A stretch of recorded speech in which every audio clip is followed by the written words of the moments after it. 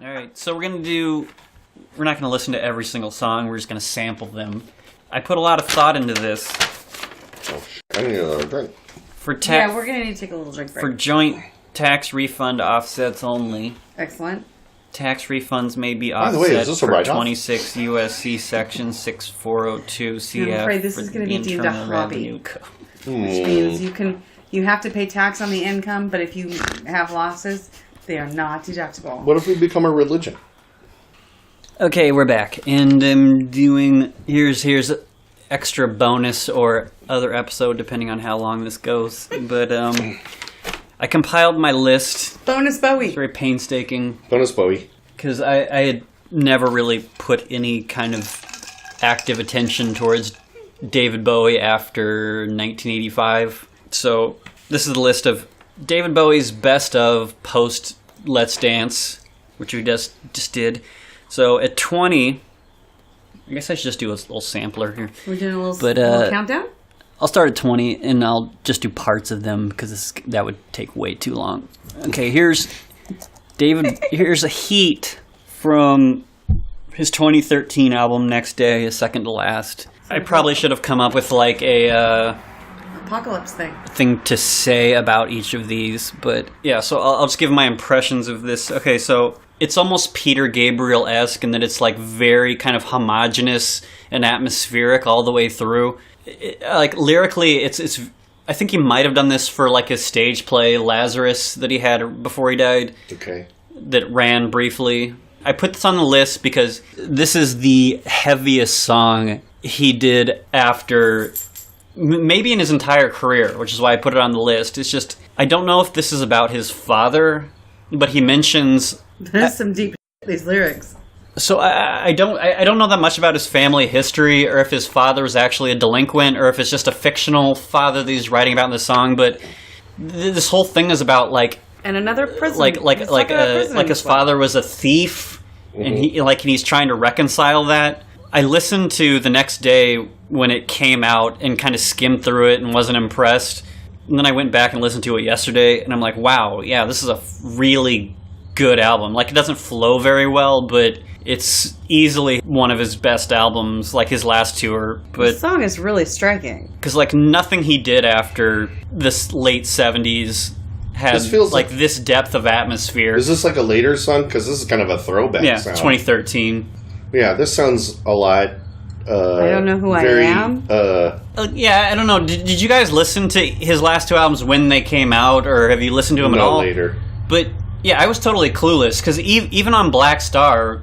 his very last one, that's the whole thing about not paying attention to lyrics. Every f***ing song is about I'm dying. And, like, people didn't get the message, basically. I'm on my way out. This is his second to last, and, like, he says it in the album that I'm dying. And then it was, like, on Blackstar, it's like, oh, gee, okay. So, yeah. So because he died before it actually was released. So I love this one. It's very Peter Gabriel-esque, very, Okay, you have to describe to me why you feel like this would be described as Peter Gabriel-esque. Because Peter Gabriel... I feel about Peter Gabriel. Peter Gabriel always had this kind of, like, large operatic-esque, like, chunks of songs, like, where he was always able to build these huge atmospheres and music, where he's always kind of the narrator, and it... Yeah, okay. I'm not going to spend that much time on every song. Okay. Here's one of my favorite that I always talk about. I'm glad we spent that much time on that one, because that was pretty wild. It's not a particularly great song, but it's where the conceptual idea of it, like, one of the few where lyrically it's better than the music, and that's one, like, this is extremely rare for me. Here's 'Tis a Pity She Was a Whore from 2016 Blackstar. I love this song. He has a lot of stuff later on that sounds like this musically, but yeah, can you look up the lyrics? It's I was just looking at the lyrics for Heat. It's pretty raunchy. His father ran the prison. Yeah, it's one of those things where the title is so good, and lyrically it's so good, it kind of glosses over the fact that he has quite a few songs later on that sound like this. What's this one called? 'Tis a Pity. Yeah, 'Tis a Pity She Was a Whore. Okay, I'm going to go back to the lyrics on Heat, though, because that was awesome. Because I didn't have a chance to look it up, because It seemed like he came from a fairly stable family environment, so I don't know if he's actually talking about his biological father. But the 10 seconds I spent with those lyrics just changed my life. All right, can you read this? Because I haven't actually paid attention to all the lyrics. So the full lyrics of "'Tis a Pity She's a Whore." He says something about sucking on a cock at some point. She punched me like a dude. Hold your mad hands, I cried. 'Tis a pity she was a whore. 'Tis my curse, I suppose. That was patrol. This is the war. I'm not good at reading poetry. Black struck the kiss. She kept my cock. Smote the mistress drifting on. 'Tis a pity she was a whore. Yeah, it's like I've never really. That's why it's great. Because I don't pay attention to lyrics, but sometimes the lyrics are so good. It's like he's using this kind of archaic language in this song, which is just genius, and it's so much more inspired than the vast majority of stuff he did after this. But that's it. That's pretty much all the lyrics right there. For me, it's genius. Simple verse, chorus, verse. It's for me, it's genius when a line functions as the hook of a song. Well, yeah, it's all in the delivery. Me reading this is terrible.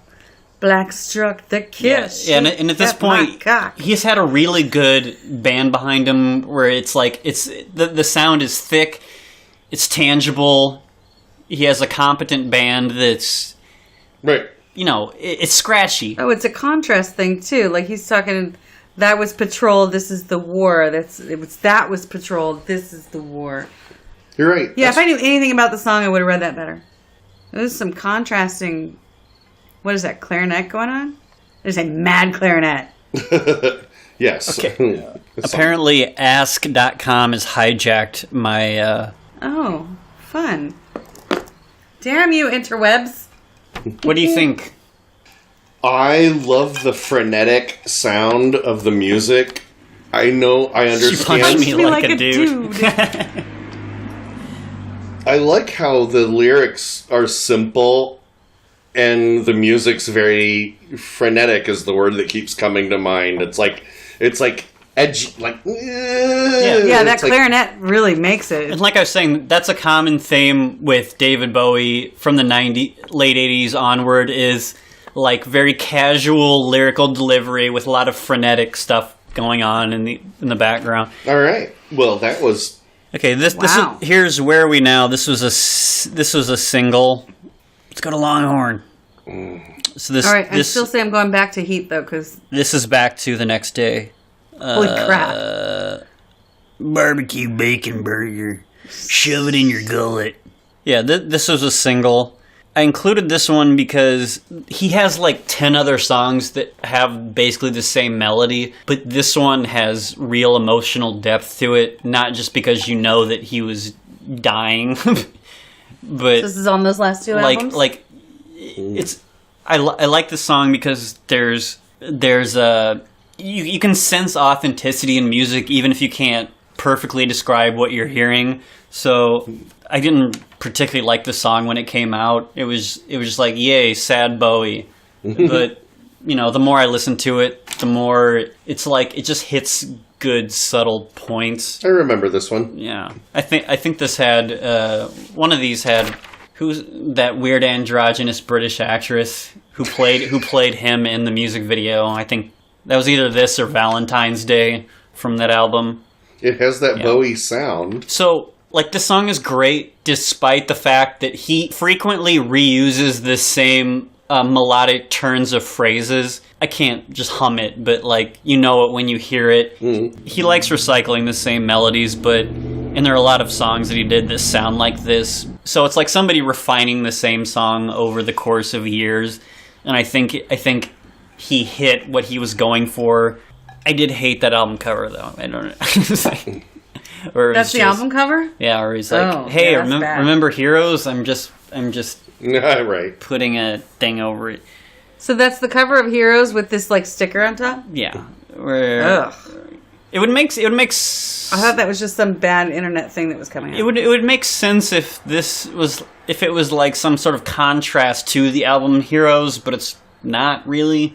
It just kind of came across as like this one feels like the music's kind of generic. Like somebody decided the lyrics needed to stand out more. Yeah, the music doesn't matter. Yeah. This is really all about it. Like, this is my kind of song. This is my jam. Well, and that's why I was on the. Is this a dirge where the musicality part really doesn't matter and it's all Definitely a Bowie dirge. Yeah. And that's why I was on the. I'm into it. That's why I was on the fence about it, because it hits all the subtle points right, and that's the best way I can describe it. Did we tell the listeners what we're listening to? Yeah. It was Where Are We Now? Where are we now? Still from the next day. But you'll put a list or something when you put this up, right? This feels like I'm not taking you for granted anymore. Yeah, that's what this sounds like to me. If I had a 21st selection, I would have put his very last song on Blackstar. I can't remember what it's called, but I can't look it up if I write it in as Noe. Where he basically just says, "I'm dying." Okay, here's "Slip Away" from Heathen, which is 2002. That's the single. Oh no, she's still on this show. This show's still going. Grey's Anatomy commercial. That's still on? The last song. Can I tell you something funny to lighten the mood a little bit? Oh, I can't. I have only seen seen Grey's Anatomy 3 times, and every time it was the same episode. Is this a revival, or has it always been on? I think it's always been on. I've never seen a single episode, so you are more woman than me. Just for the record. You would pass out, and I would just try to find something on TV, and there it was. I've never seen Grey's Anatomy. I have seen the same episode. Wait, I'm supposed to say that like it's a confession. Oh, you know guys, what? I'm so sorry. I'm a bad girl. I've never seen Grey's Anatomy. This just got deep. Was it the same episode, or are they just all the same? So yeah, the last Bowie track on the last album. Was there a McDreamy? There's a Mick Boner. Oh yeah, there you go. Okay. But yeah, the last Bowie track on the last album, I can't give everything away. Or it's like, part of me wishes that he had gone out on just like a kind of nihilistic, like something upbeat or nihilistic or something. But it's like, it's also fitting.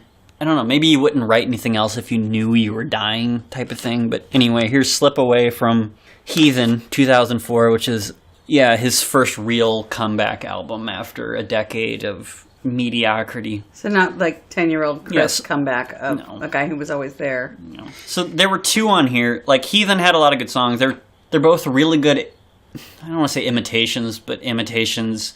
Well, that's album art. Yeah. Yeah. By the way. It's like Slip Away and Slow Burn, both from Heathen. They both sound like classic Bowie, but they sound like classic Bowie, so he's not breaking new ground, but it's still, it's like, he's hitting that basic threshold again. This sounds like something from a musical, like... He did a lot. I'm not a big fan of musicals, but this sounds like the sort of musical I would watch. Yeah, but he did a lot of this in the 90s. It sounds like it was written for a production. Yeah, that's what I'm saying. He recycled. It's got scope. He recycled this same melody many, many times, but when I put it on my list, it's just when he did it exceptionally well. Because this same melody this is like the same song that was on the Labyrinth soundtrack, the one at the end. I can't remember. Like, this song really goes back to the early stuff. Yeah. Well, see, now I'm not super familiar with the early stuff, but not I've never heard this before, and I could just like envision it, like it was meant to be enormous, like the scope of it, and the word I thought of was bombastic. He wants an entire orchestra accompanying this. Like, he wants one man on the stage, a few background singers that you can't really see, a spotlight on one guy, and just a giant orchestra backing him up. Like, it's a huge production. This song, like, it's huge in the very best way. I don't mean it like in a condescending way. Yeah, but like a lot of people thought that it's not my cup of tea. Yeah, like a lot of people thought that like Next Day and Blackstar were like his swan songs, but he was on Heathen and Heathen and Reality. He was still very, very deep into reevaluating his image. So that was very huge on both of these albums too. So I have one more comment about this song. I don't give a shit what the lyrics are on this one, and that's really rare for me. I'm just listening to it musically, and I just realized I was like, I don't know what he's saying. Wait, I don't care. How did my desktop get hijacked by ask.com? I didn't do it. I didn't know that was a thing anymore. Me neither. Next is Strangers When We Meet from 1995's Outside, which is like... Okay, let's think about 95 for a second. You're in the middle of the grunge thing, so obviously this is not going to be radio friendly. All right, I'm ready. Yeah, so like it's a really competent song. It's still boring, but I put it on the list because it's like classically competent. It's a good song. It's just the two times it's been arranged. I think he put this on two different albums, or at least in two different versions. Both of them are just, the production-wise, it's uninspired. Is this danceable? It's a semi-danceable ballad, but like, yeah. So melodically, it's a really competent song. It's just. Yeah, this is danceable. With any kind of inspiration, it would be a great song. It's just kind of there, but I put it there because it is a good song. It's just not in the form that it was presented. Again, with the context, 1995, you were either smoking pot and listening to a bunch of grunge and kind of sitting and banging your head a little bit, or you were taking some E and going to a club and dancing to something that sounded exactly like this. And you didn't really pay attention to the lyrics. You had no idea what anybody was saying. You weren't in the E crowd. Yeah, but somebody made a This was his last slightly more hardcore version of this, and that's what you heard. All right. Yeah, this is kind of out of time to me. The story behind the one period Outside. This was a collaboration he did with Brian Eno, where it's one of those super pretentious concept albums where with a concept album you have to be really blatant about what the subject is, and this album is like very odd and ambiguous, so it all feels like an outside joke, no pun intended, but apparently they were intending more volumes of this, but the album was a flop. But it's not a terrible album, it's just mostly a snoozer. I was gonna say the underlying the bass, the line on the bottom, not the bass player, the bass of the song, which might be the bass, I guess. Now that I think about it, that sounds very 70s to me. It's like they're trying to bring back something from the 70s. Yeah, it's a really competent loungy song that they just didn't do anything particularly interesting with. Yeah, it's just not very exciting. It's kind of, I feel like you could do better. Maybe not. Oh wait, you did. You already did do better. What? Let that Brian Eno add a bunch of crap to it. And that's the problem. He didn't really do that much to this album. I hear a lot of weird shit that doesn't make sense. Here's 14, Magic Dance, Labyrinth. Is it an actual great song? I don't know. It's fun. Cheesy synthesizers from the 80s. It's fun. It's like... I put it on here because it's fun. It's very cheesy, but it's fun. Spell to use, slime or snails, puppy dog tails. Roll lightning. It's like somebody made a musical out of a... Dance, magic dance. Have you ever heard this? Have you never... This is goofy as shit. Have you never heard Magic Dance? I never saw Labyrinth. God, this is dumb. Yeah, I even thought it was Tom Cruise. Turns out that's a different movie. Tom Cruise. That was Legend. Was there one with a midget? Yeah. The Dark Crystal. Was that the guy, Warwick or something like that? It's probably the same guy that was in the Time Bandits. Jesus, I don't know. Okay, we're getting through the list. Alright, I'm gonna watch Labyrinth. We'll have our own little watch party. And baby cried, put me in the shower. Stupid. Dance, magic dance. We're gonna have a whole fantasy series. Here's I'm Deranged. We'll watch Labyrinth and the Dark Crystal, and we'll watch the Never-Ending Story and Time Bandits. Fine. It'll be great. Here's I'm Deranged, 1995. also from the album that Strangers When We Meet was on. All right, I'm into it with the name of this song, but that's all I know right now. This was in David Lynch's, who we were bitching about earlier. His the movie with Bill Pullman. What was that David Lynch movie with Bill Pullman? It was like, Lost Highway. Yeah, this was in the credits of Lost Highway. It's like a really cool atmospheric song, which also... Wait, what was the one we did earlier that sounded like the Tarantino movie, the Nazi movie? Oh, Wasn't that a thing we were doing earlier? Yeah, I think it was on Let's Dance, maybe. Oh yeah, Cat People, Putting Out the Fire. Okay, right. Where it's like, they're not really that great of songs, but they work in a certain, like, visual context. This song is fairly banal. It's interesting, but it mostly got more famous because of... Yeah, because sometimes you can put music next to, into the context of a visual thing, and it makes it more interesting. You know, whatever. I don't really like the song that much, but I can, on some level, recognize that it's interesting, which is why it's made the list. Yeah. Oh, next is one of my personal faves. This song sounds like it would be playing in the background at like a really cool bar. Like a hotel bar at the W in Los Angeles. Here's one of my personal favorites that I've... Okay, so he was in this band Tin Machine in 1989 and 90, which was garbage. But I included them through my marathon. Basically, he was doing Power Station. Remember them? Oh, yeah. Robert Palmer, that kind of dance metal thing. Basically, David Bowie did it with the band Tin Machine. That was his Power Station. And it's all hot garbage, except for one song. Yeah. So they put out 2 albums. It's all terrible. And this song, I put it on the list. It's only like 2 minutes long. Oh, they're getting all jazzy crazy with the piano there. Yeah. We're at the Tin Machine one. Put on your headphones and dance the blues. Okay, really making me feel like I need to go get red shoes now. And dance the blues. Okay, so Tin Machine, 2 albums. It was all hot garbage, horribly produced, horrible idea, midlife crisis, David Bowie band. But they kind of wanted to be James Bond. I put this at number 12. James Bond 1989, Tin Machine. Grunge. It's 1 minute and 43 seconds long.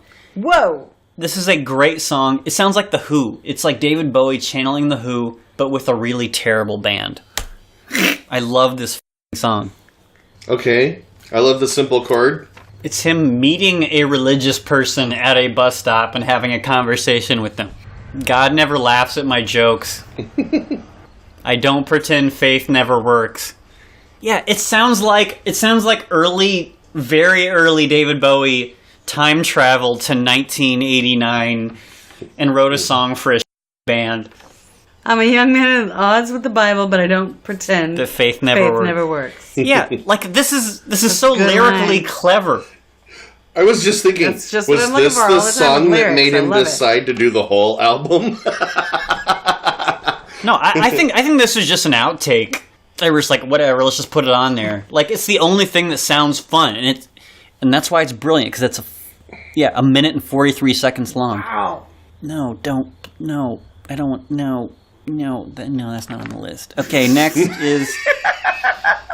Alright, now we're getting into... I like the drums on the it. top. Whoever was drumming did a really good job of making it sound very driving. Here's Bowie. I always like it when the drums are a little bit ahead of the beat. Yeah, the production is hot garbage, but that's why I love it, is because it's great in spite of how bad the production is. Mm-hmm. It was just, it's like this what that reminded really me nice of? Nugget in the midst. You know what that reminded me of? Garbage.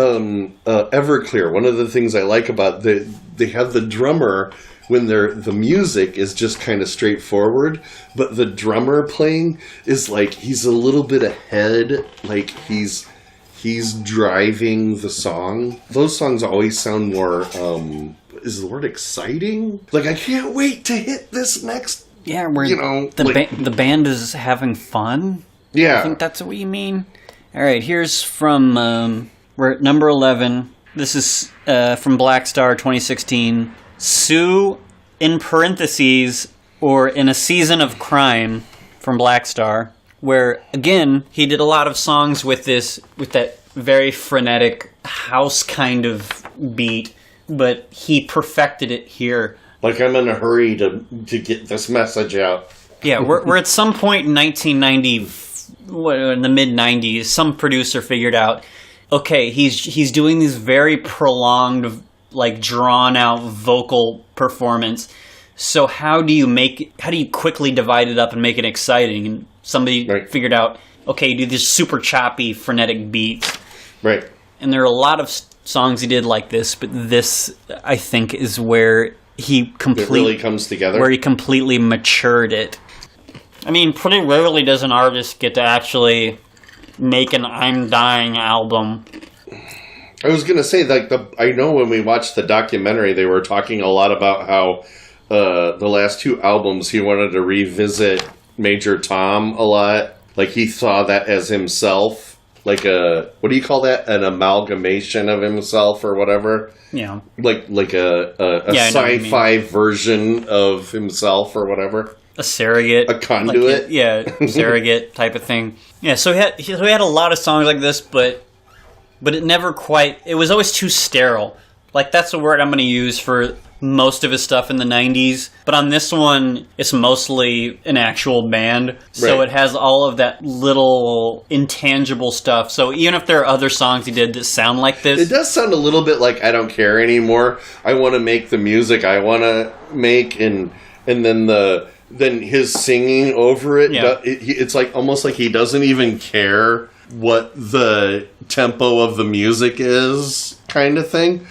Looking at it in a positive way, it's like it's ethereal. It's like it sounds spacey or whatever. Looking at it just as a listener, it's like it's hard. He's making you work for it. And to me, does that make sense? And to me, that's the difference. Is this is the first time where he actually connected the dots, and it feels tangible. But do you know what I mean? Yeah. Like how? Oh yeah, it's very thick. Like the whole Blackstar album, very. I'm going to make thick. you work for it. Yeah. If you like this, you're gonna work for it. Ooh. This one's great. Yeah, from Reality. All right, number 10. It's one of those you might have to listen to a few times, but here's Never Get Old from his 2003 Reality. I had never even heard this song until a few days ago, and I've become obsessed with it. The song is, it's one of those, it's kind of on first listen, it's it takes a little bit to get into, but it builds up so What year is perfectly. this from? 03. Really? That album cover says different. I was just gonna say the guitar and beat sounds from right around 88, 89, like The Cure or something. I know, because I was very skeptically thinking of whether I should put this on here, but the song just builds so perfectly. I like his play on words. I think about this and I think about thus. I think they went the wrong way with the vocals, but other than that, I like the lyrics already. I like how he's playing with words. I love it when they play with words. I love anybody who plays with words. It's more emotion than actual meaning. If I hadn't discovered this 3 days ago, I would have put this higher on the list. I just didn't know how. Yeah, this song is a total anomaly. He's writing really cool words together. I really it's never gonna make sense, and I didn't mean to mean offense. It's I'm never ever gonna get love. His voice isn't that soft high pitched thing. I really wished he would have brought the voice down. This was the song where I would have wanted him to stick to the lower, where you can listen to him singing. It's Jesus, you wrote these are some good lyrics. What are you doing? But it's actually one of those few times where he leans into the chorus, and it feels like it's actually pushing and building towards some emotional climax. I don't love the verses in the song, but this still should have been higher on my list. No, I think it's pretty good. For some reason, he was so unable to do that for so long, and on this song, he did it. Nailed it. I know. Great. He built all of it. He built the whole thing. I'm a big fan of this one. If again, if I hadn't discovered this just a few days ago, I would probably put it higher on the list. But If You Can See Me from The Next Day. Well, there's only so many you can put at the top of the list. Yeah, it's a 3-minute song that I wish was like 10 minutes. This song is so cool. Like right off the bat, it just jumps out. God, I love this song. When did this come out? It was on If You Can See Me. Next Day. It's got the drums from the 2000s. Yeah, honestly, this should be in the top 5 because this is him firing on. This song sounds fresh. This is him firing on all cylinders. And that bit of voice distortion from the mic. Oh, and he has the high pitched. He's done it a few times, like the high pitched double tracking, where you can hear the shrieky high pitched double tracking. Yeah, all the newer, the most recent ones are always more up tempo with him singing exactly at the same. With him, it's just like he feels alive finally, his best later tracks. Yeah, it's just like and he's finally like, wake up, some urgency to it. This could be like a Genesis song from the 80s. Easily. Yeah. Really funny that he made that statement about Phil Collins. Now that I listen to this and I was like, well, this sounds like something Phil Collins would have wrote. Yeah. There's a monkey with pants on. And this is a little hard for me to listen to. It's a little bit too much for me. Yeah, for me that's a little overwhelming, but I totally get it. To me, I think that might be his last legitimately great song. That one sounds like my mind. And I like your mind. I just don't want to live there. Yeah. This one's really good. Here's Bring Me the Disco King from 2003's Reality. This is number 7. I won't sit you through the whole thing because they have the little brush. It's... We're back to the lounge thing. It's 7 minutes long. 7.5 minutes long. But yeah, don't have to listen to it for 7 minutes. Yeah, so this is one of the few time, like his one real foray into jazz where he accomplished jazz. Whose reality are we dealing with on this album? Brett's. Yeah, poor Ziggy, who's vastly asleep. Oh, yes. Oh, but he'll wake up every time you move because you're Brett. No. What are you doing? Are we going to dance now? See, this year is trained to you and you only. That one. Yeah, I'm not even going through half of this, but it's Sting. It's yeah. No, it's neat. I like to do that. I like to go, what are you doing? Who are you drawing off of? Like, I don't mean it like in a bad way. This is I Dream of the Blue Turtles, yeah. This is basically his only real foray into jazz was this song, and he does it really well here. Is he trying to imitate an American accent? But like the problem is he loved the loungy thing, but very rarely did he go like full on lounge. Oh right, you were talking about that earlier. He had some lounge singer that he really adored, and this is very loungy. This sounds like a glass of whiskey with a couple of ice cubes in it. I used to go to that jazz club a couple of times. Yeah. They play stuff like this, and I was just like, if I do. Can we just sit here all night? This is awesome. Yeah. They had the worst food, though. What are these? These are amazing. These are garlic and herb pita chips. Anyway. They're just mostly garlic. I'll never remember that. Anyway. It's really just garlic. Because I think this is ultimately what he wanted to do, and this was his like crowning achievement of just lounge jazzy shit. And he did it really well here. Just smell like garlic. When you go home, you can just tell Joanna you're welcome. Oh, next is 7 Years in Tibet. She is not cocooned like Ziggy right now. He went full cocoon just now. We're getting into more like... Why do I keep buying you this crap? This one is very strange. This one I would very much like your impressions on. I can't figure this out. All I'm going to say is this one... this is the only time through this whole period that I made my list that he actually sounds like fresh, like completely fresh and relevant. This song is weird. It's 7 Years in Tibet from the Earthling album, 1997. And I was very hesitant about putting on the list, but it just kept coming back to me. Like, well, right off the bat, it sounds very Prince sounding. Mm-hmm. Like, I listened to a Prince album, and now I want to make a song like that. Right off the bat, that's what I get. Well, he's doing the telephone microphone thing. That was really big around that time. I remember that. I can't figure this one out. It's like he was combining Nirvana with 90s dance music. It's so weird. It works. Oh, this is like a total Nine Inch Nails ripoff.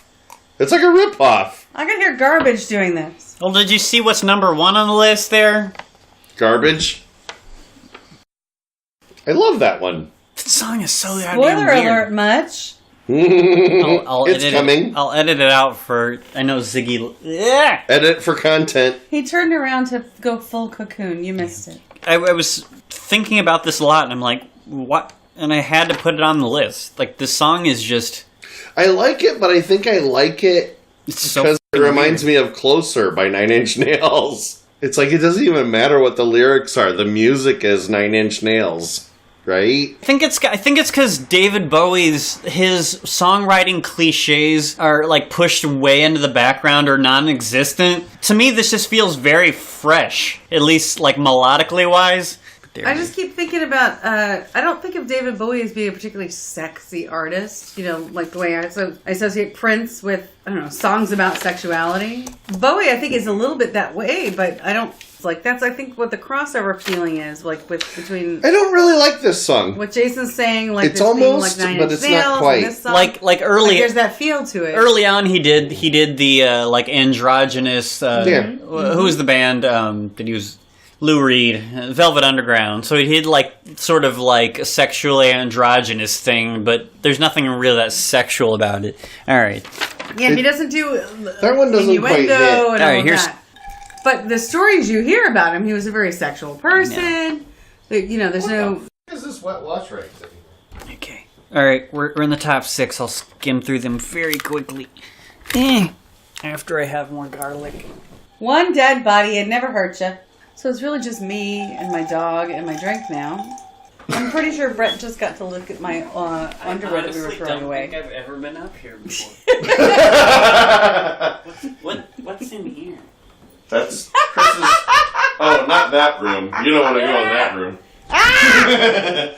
We're all agreed that Satan is Peter Gabriel. It's like everything that David dedicate Bowie does my sounds a life little to bit it. like something I'm dedicating else. my life to David Bowie. Have you guys noticed that? Never listening to anything but Ziggy Stardust we've again. been listening to sounds a little bit like something else. Oh my god! I feel like I didn't want you not guys to talk to me stop more about recording. David Bowie's sexuality and how he doesn't You can really write edit about it. Okay, here's. I'm coming Okay. down to my cocoon to see what you're up what to. I'm learning tonight is that I should have bought the album Heathen. It probably Yeah. is a lot of people, but Really, just the name of it tells me We should that. probably see, like, what's the winner here? We can listen to it. There's only 5 more. You said this is number 6. Let's go to the next one. No, I'm saying what are his actual best late this album? one, actually, I like this one. I like it a lot. Yeah, it's Heathen, Reality, Earthling, and his last 2. So, It's sexual. okay, here's same album, Heathen.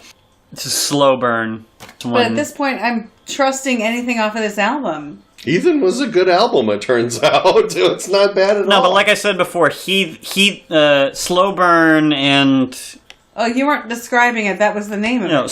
slow burn and slip away. They both sound Heathen. like really good echoes of early Bowie. Man. And this is the better of those echoes. Because this sounds like it could have been on Aladdin Sane. Yeah. We're getting there. All right, I this is immediately want to this download is number Heathen 5, at this people. point. I didn't know I was missing out on so much Bowie.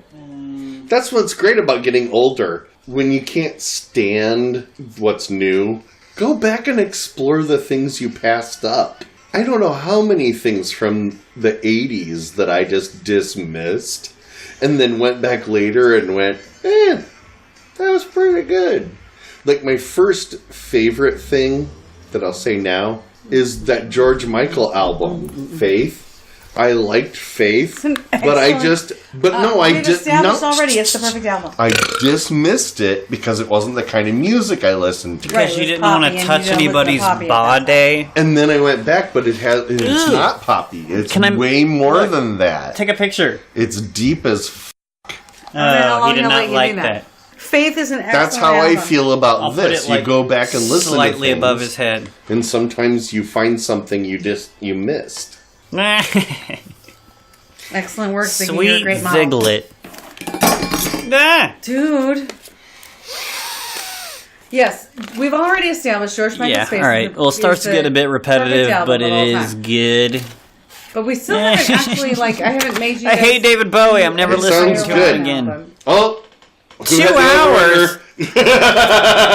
My over-under was on Ricochet. We're way past it. I lost. This is the longest podcast we've ever done. I thought you were going to split it It's into number 2. 30. It should be. It's an anniversary episode. Wait, no, it's not. It's This is David still Bowie. slow burn. We're David Bowie. It hits all those points, but it hits them very well, where it still sounds like a few other Bowie songs. That's kind of the trend of... I could probably whittle this down to songs that actually transcend his sort of general formula. Because, this is a great song, but it still sounds like a few other songs he did. All right, what are we on? Slow burn. All right, next is Little Wonder, which we're getting to stuff that's actually on his greatest hits. And I was hesitant to put it on there, but it's a fun little wonder. Yeah, I like the song a lot. This is from Earthling, 1997. The whole jungle thing, which is played out when he did it, but it's him sitting there at the piano writing this stupid little song and then just this jungle beat behind it, which I find very interesting. Number 4, Little Wonder You. This, I think I like it because it reminds me of... This kind of sounds like something you would do. Did you guys ever watch... Did you guys ever watch Extras with Ricky Gervais? No. I know about the show, but I've never seen it. Ricky Gervais plays this extra, and he sees David Bowie, and he's like, I'm going to go up and talk to him. And then he tries to go talk to David Bowie, and then David Bowie writes this song about him at this piano, and it sounds like this. The weird little man with the pug-nosed face. And I think that's why I like this song. It's the only good thing that ever came out of the jungle electronic genre. I'm in hell. Good album cover though. It was his only good album cover of the 90s. Alright, you hate it. Next. I'm listening. Yeah, I don't like it. Next time I'll put it down the list. Next is... I'm into it. I'm listening.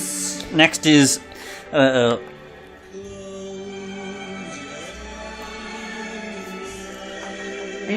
Ringo. Are you hearing what I'm hearing? Just happened. We're getting through this list. We're getting through it. It's okay, Ziggy. Calm down.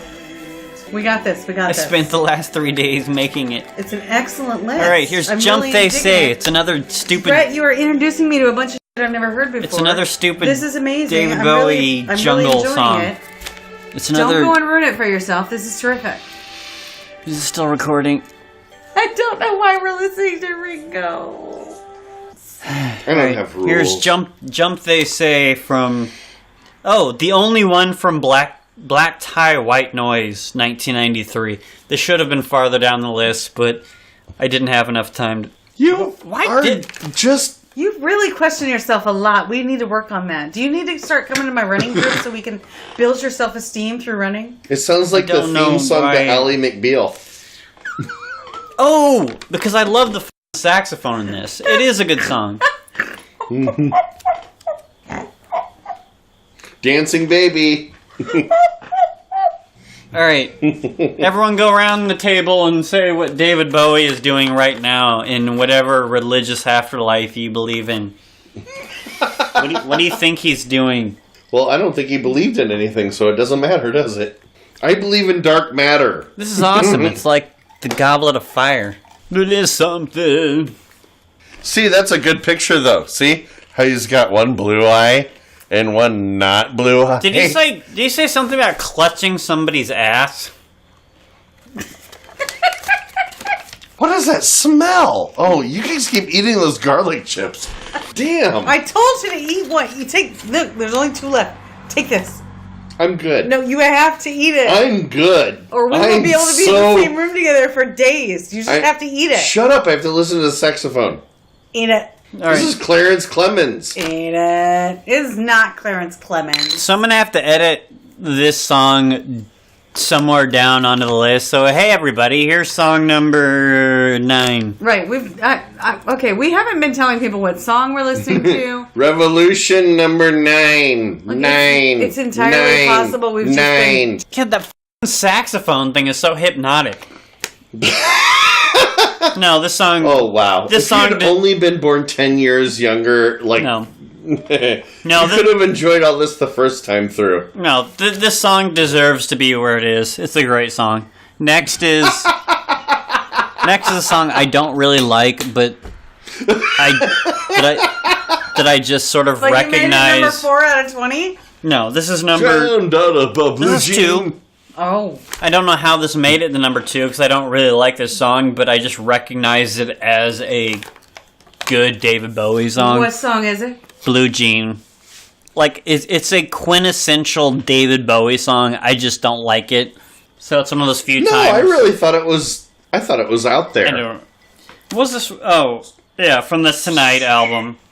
Justin for Blue Jean. Yeah, it's the only good thing that came from the Tonight album, 1984, which is the one after the one we just did.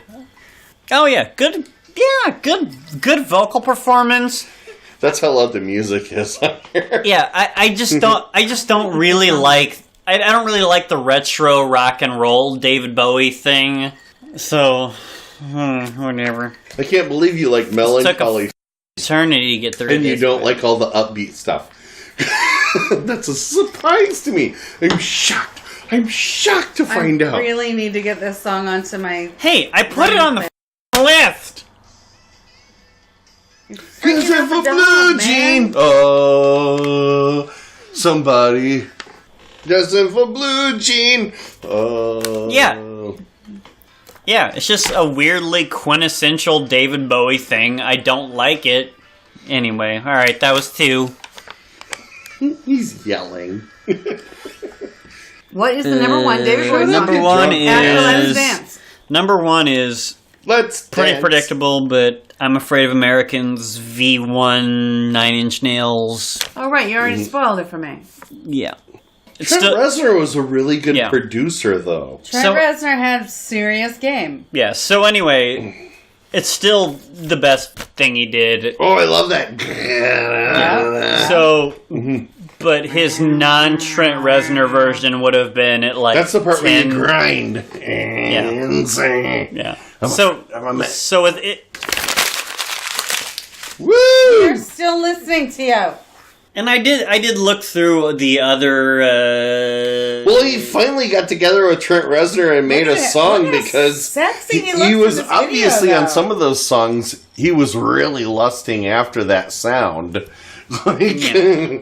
Yeah, and I did look through other electronic collaborations and stuff, but... Can we talk about how like scruffy hot he looks in this video? Dang, with his little devil patch. I don't know. Whatever it is. Yeah. Her pants are dropping as we speak. That shit is working. I think he just needed Trent Reznor to kick him in the balls. Anyway, here we are at number 1, which He thought he was afraid of Americans back then. Now look. Hair everywhere. Oh, it's okay to like hairy men? Oh, yeah. It's like, oh, Tom Selleck. The non-Trent Reznor version isn't that different, but Trent Reznor had that sense of anger where he was like, let's just keep pushing, like, push it, Right. kind of thing. Yeah. I've heard things that Trent Reznor has produced recently and still thought, you have this neat way of getting people to, like, do things. He has a point of view and a really good way of expressing it. Yeah, making it like, are you angry or not? Come on, get angry or shut up. I have to give him that. It's just like, it's like finding, okay, like, what's me the... at work. Yeah, just bring out the whip. Sit down and shut up and get out of my way. That's the list. Woo! Cool. David Bowie. All right, David Bowie is the greatest artist that ever lived. Let me consult. It's I beautiful. require It's no like further poetry. convincing. I have been properly brainwashed. Right, whatever. I'm in. Oh, come on. We're all agreed that Satan is Peter Gabriel. The blood on your hands from the cactus tree. Wipe it on your dress and send it to me.